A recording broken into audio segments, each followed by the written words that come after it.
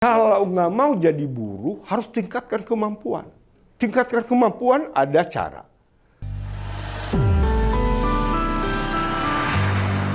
Halo pemirsa Nawacita TV, kembali lagi bersama saya Ibnu, dan kali ini kita akan membahas tentang isu yang lagi panas nih. Ada kontroversinya, ada yang menganggap bahwa isu ini adalah isu yang pro terhadap rakyat, tapi rakyat sendiri tidak merasa hal tersebut didukung. Kali ini membahas tentang Cipta Kerja bersama Pak Agustus. Iya, halo Pak. Ya, selamat sore Mas Isnu. Nah ini nih Pak, kan Bapak dari kantor hukum GNB nih ya Pak. Ya. Mungkin Bapak bisa memberi pandangan bagaimana sih menurut Bapak ini dalam segi hukum. Awalnya tentang Cipta Kerja ini Pak. Iya, jadi dulu sebelum saya membaca secara detail, itu saya sedikit terpengaruh juga dengan medsos-medsos itu yang menyatakan bahwa ini hanya menguntungkan sebenarnya para pengusaha. Iya. Sebenarnya itu kalau dilihat ada untungnya di pihak pengusaha, ada juga untungnya di pihak pekerja dengan Undang-Undang Cipta ini. Okay. Salah satu keuntungan pekerja, ini mungkin banyak belum tahu. Orang karyawan yang kontrak sekarang berhak mendapat pesangon loh. Banyak yang nggak tahu. Oh iya. Sebelumnya itu hanya karyawan tetap ya Pak? Hanya karyawan tetap. Sekarang kalau misalnya karyawan kontrak, dikontrak 3 bulan lebih, kurang dari 1 tahun, sama dengan perhitungan pesangon karyawan tetap. Dapat pesangon juga. Nah, perbedaannya memang, kalau dulu di Undang-Undang Nomor 13, sebelum berlakunya Undang-Undang Cipta Kerja, perhitungan pesangon khusus bagi yang pensiun, itu 2 kali PMTK namanya. Peraturan Menteri Tenaga Kerja, atau 2 kali PMP, Peraturan Menteri aja pada waktu itu. Jadi 2 kali. Jadi kalau misalnya yang pensiun itu kalau masa kerjanya misalnya kurang dari 3 bulan, tapi kurang dari 1 tahun, tapi lebih dari 3 bulan, 1 bulan. Iya. Tapi ujung-ujungnya nanti dikali 2. Makanya 2 kali PMTK itu, 2 kali Peraturan Menteri Tenaga Kerja. Apa maksudnya itu? Misalnya masa kerjanya itu pas 8 tahun atau lebih, atau berapapun, atau sampai 20 tahun, tetap kan maksimal 9. Tapi dikali 2, berarti 18. Ada lagi penghargaan masa kerja, dan ada lagi hak-hak, misalnya tunjangan perumahan. Ini yang nggak ada di yang baru. Ya, tapi permasalahan yang ditolak oleh masyarakat itu salah satunya mungkin yang di aktivis wanita misalnya Pak. Di sini tuh cuti hamil dan cuti haid itu dihilangkan Pak. Cuti haid juga banyak disalahgunakan oleh pekerja. Saya pengalaman sendiri waktu saya di perusahaan besar ya. Dia haid, jadi kan orang haid itu pintar loh. Haid bulan ini misalnya tanggal 2 sampai tanggal 5 misalnya. Ambil cuti haid 2 hari kan. Nah, kenapa pada bulan depan cuti haidnya ngambilnya 20 sampai 22 atau 20? Karena karyawan menyesuaikan dengan kepentingan dia. Bukan pada waktu dia haid itu. Mestinya diperiksa. Apakah betul dia hari ini haid dan menimbulkan rasa sakit nggak?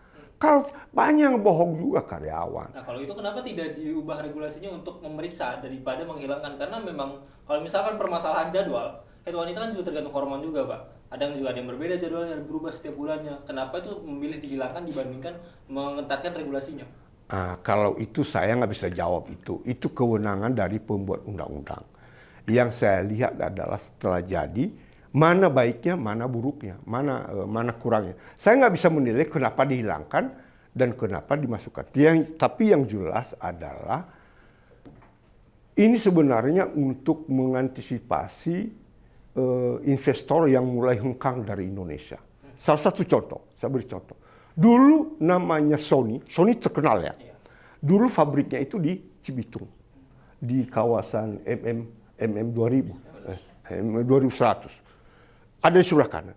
Sistem kerja dulu itu adalah sistem berdiri. Sistem duduk. Lalu keluar sistem baru berdiri. Karyawan menuntut kalau dari duduk ke berdiri 2 kali lipat.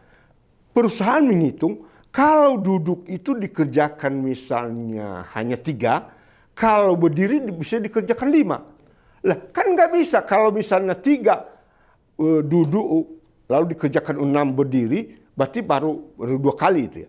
Lalu apa untungnya dirubah sistem itu? Sebenarnya sistem yang dirubah ini tujuannya supaya produksi cepat. Iya kan? Tapi karena tuntutan perusahaan juga tidak mampu, Sony pada waktu itu, akhirnya hengkang dari Indonesia.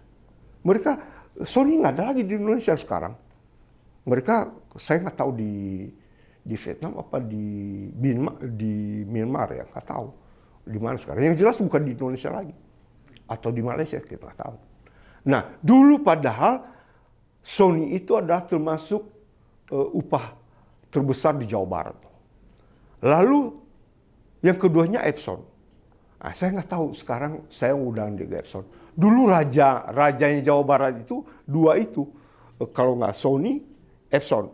Nah, sekarang Sony sudah hengkang dari Indonesia, berarti tinggal Epson di kawasan Egypt. Saya di situ 3 tahun lebih. Jadi ya tujuannya salah satunya untuk mempertahankan devisa, di mana mau menyesuaikan regulasi di Indonesia sendiri agar bikin investor luar betah nih Pak. Tapi kan di sisi lain berarti rakyat kita ini hanya sebatas buruh aja dong Pak, mempertahankan investor luar tapi kalau nggak mau jadi buruh harus tingkatkan kemampuan. Tingkatkan kemampuan ada cara. Satu dengan belajar, latihan. Tapi poin saya di mana kalau misalnya urgensinya mengesahkan RUU Cipta Kerja, di mana menetapkan atau membuat betah nih investor luar, kenapa enggak isolain kayak hilirisasi industri misalkan? Jadi urgensi penetapan atau pengesahan Cipta Kerja ini menurut saya terlalu mepet, karena di mana pun masih ada beberapa fraksi yang menolak kan Pak pada saat pengesahannya. Bukan menolak. Jadi kita tahu di pemerintah sekarang ini ada anggota DPR yang pro pemerintah, tentu yang kabinetnya juga ada perwakilannya di dalam kabinet. Tapi ada juga beberapa partai di DPR itu yang tidak ada perwakilannya di kabinet. Makanya dikatakan itu sebenarnya kita tidak mengenal ya di Indonesia namanya oposisi dengan non-oposisi. Cuman kita tidak mengenal tapi dalam kenyataannya ada. Ada kan? Partai mana itu yang seperti oposisinya? Yang tidak duduk dalam pemerintah, seperti sekarang ini ada Demokrat, ada PKS, itu aja sekarang. Kalau PAN kan sekarang sudah masuk dalam pemerintah dengan ketua umumnya jadi Menteri Perdagangan. Nah, itu sebabnya sebenarnya bagusnya para generasi muda, ajakan saya, himbauan saya, pelajari dulu itu, baru enak kita berdiskusi kalau sudah mempelajari Undang-Undang Cipta Kerja, di mana kelemahan dan di mana ruginya. Karena ada PP lagi itu, ada 2 PP yang justru kadang-kadang tidak dijadikan acuan. Itu tadi yang saya katakan, salah satu yang diatur dalam PP yang saya katakan tadi, karyawan kontrak bisa berhak mendapat pesangon. Sebelumnya nggak ada. Jadi kalau dikatakan semua undang-undang cipta kerja buruk, juga enggak sepenuhnya. Karena ada juga kelebihannya. Tapi soal menilai itu saya tidak dalam kapasitas menilai mana baik mana buruknya. Yang saya lihat adalah di mana perbedaannya dan bagaimana tentang itu. Itu aja. Oke. Jadi itu pemirsa, di saat penolakan sebenarnya masyarakat juga kadang menuntut nggak menilai dari perbedaan sebelumnya, tapi apa yang dirasakan itu Pak. Ada orang juga merasa rugi karena pesangonnya kurang gitu kan, yang udah ada sebelum bisa banyak, atau dari gaji gaji tetapnya kan berubah-ubah setiap daerah. Sekarang kan dari Ciptaker itu penetapan UMK wilayah itu bisa diatur dari Pemdanya, provinsinya. dari provinsinya itu. Salah satu perbedaan menyangkut itu, kalau dulu kita mengenal upah regional kabupaten kota. Sekarang nggak ada, semua provinsi sekarang yang ngatur. Yang memutuskan adalah gubernur. Itu memang perbedaannya. Tapi saya tidak dalam kapasitas tidak setuju tentang hal itu. Karena itu blade-nya yang punya kuasa lah itu. Itu kan hukum di mana kita itu butuh keadilan, makanya penengahnya adalah hukum. Nah, Iya. mungkin dengan membuat regulasi seperti itu kan dianggapnya gubernur itu mampu memahami wilayahnya sendiri sehingga mampu menentukan batas kira-kira pendapatan yang pantas untuk. Menurut saya sih tidak selalu juga, karena ada gubernur juga yang tidak mengerti tentang kepentingan masyarakatnya di kabupaten kotanya. Banyak juga. Jadi kalau gubernur yang mengerti, oke, menguntungkan masyarakatnya. Tapi ada juga yang merugikan. Nggak usah kasih contoh lah itu. Soalnya nanti udah menyangkut soal. Berarti seharusnya kebijakan seperti itu harus bisa diregulasi lagi kan, Pak? Karena sebenarnya nggak semua gubernur yang kata Bapak kan memahami. Berarti apakah seharusnya tidak ditetapkan secepat itu, Pak? Untuk terutama yang itu Bukan. Jadi gini, maksud saya adalah ketika diberi kewenangan, kalau undang-undangnya ini sekarang ini kan malah sudah ditetapkan. Makanya jalurnya adalah mengajukan ke Mahkamah Konstitusi kalau memang nggak setuju lagi itu. Itu kita ini negara hukum. Saya ingat persis apa yang dikatakan oleh Menteri Hukum dan HAM. Kalau masyarakat tidak suka, ya ajukan gugatan ke pengadilan. Itu jalurnya. Jangan semau saya, jangan semau Anda juga. Jadi bagaimana yang menurut yang benar itu kita gugat di pengadilan.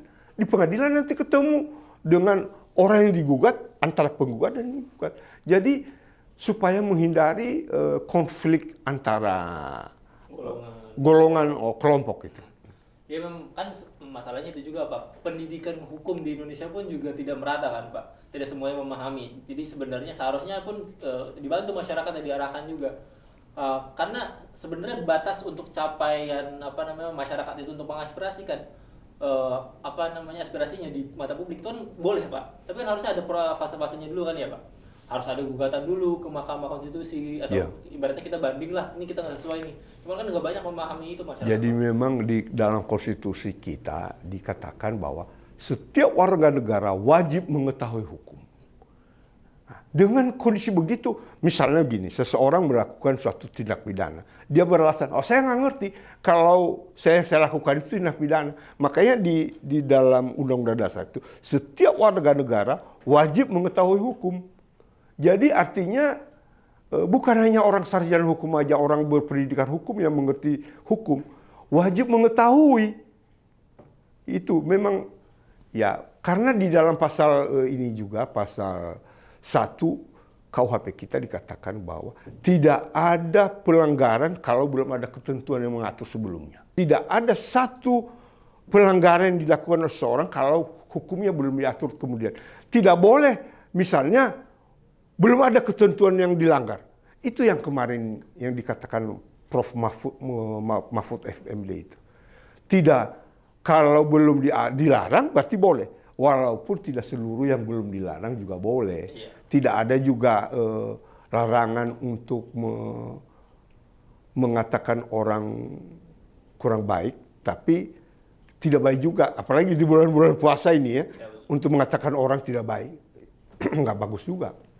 Jadi itu salah satu masalahnya ya Pak, di mana semua warga negara itu wajib mengetahui hukum, tapi tidak semuanya memahami keterbatasannya juga. Jadi mungkin terakhir nih Pak, menurut Bapak apa yang semestinya kita lakukan sebagai masyarakat Indonesia, di mana ada suatu kebijakan yang berpengaruh terhadap kita, tapi kita sendiri tuh nggak sesuai, merasa tidak sesuai. Jadi semestinya step-step yang kita perlukan itu seperti apa Pak? Boleh Pak?